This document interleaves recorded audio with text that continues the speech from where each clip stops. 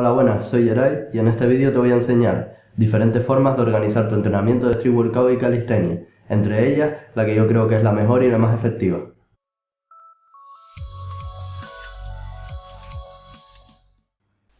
In my last video, where I showed you my progress in my second year of training, one of the things I commented was that during the year I have tried different methods of training, until finding the one that works best for me.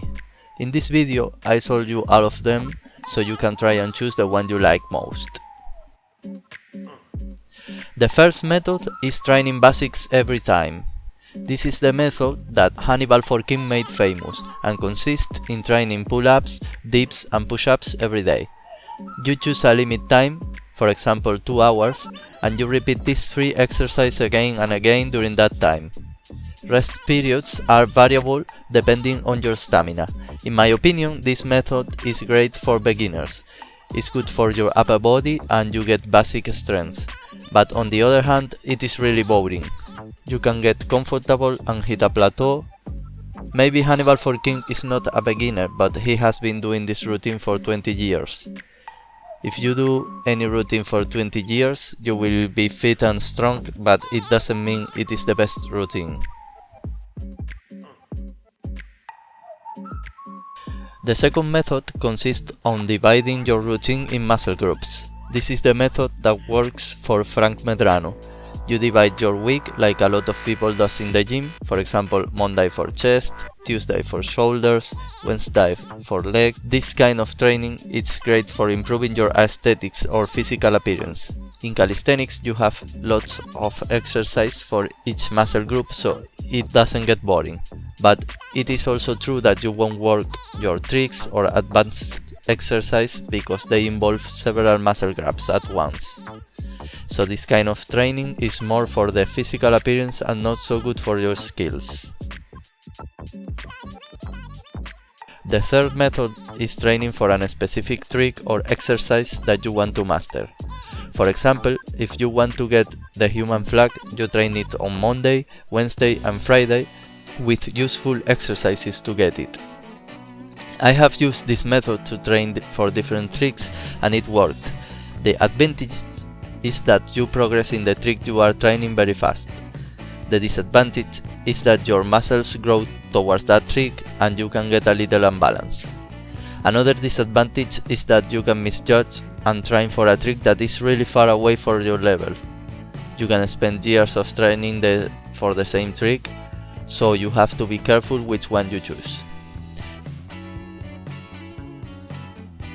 Fourth method is training with extra weights.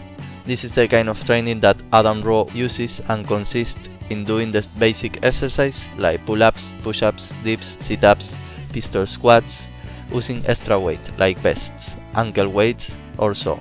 This training method gives you great gains in muscle mass and a lot of strength.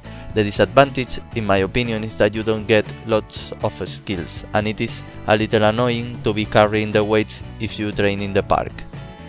It is also very hard training mentally and a little risky in the injury department.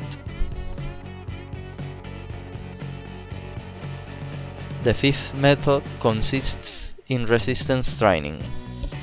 This is the kind of training that Seth Sakabeli used, with routines really high in reps, using ladders of reps and sometimes with a time limit. This kind of routines gives you a lot of strength in the basic exercise and make you increase your reps a lot. Sometimes you get so strong that you can do some tricks without even training them. The problem is that these kind of routines are so intense that in the first 10 minutes you are depleted and the rest of the training is kind of half-assed. They can be a little bit boring also.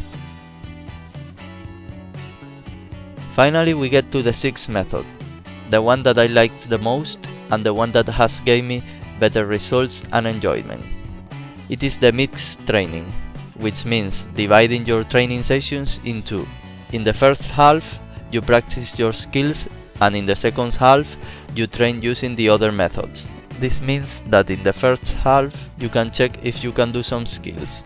You can practice the technique and try new things.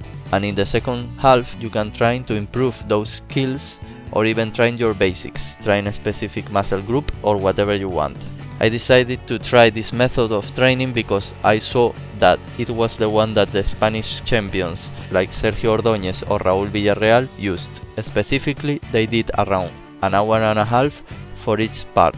For me, this is the training that gives the best results. It will make you an all-around complete calisthenics athlete, and it is really entertaining and fun. So that was all. Now is your time to choose which one you want to try and fits better for your goals. Train hard and we will meet in the next video.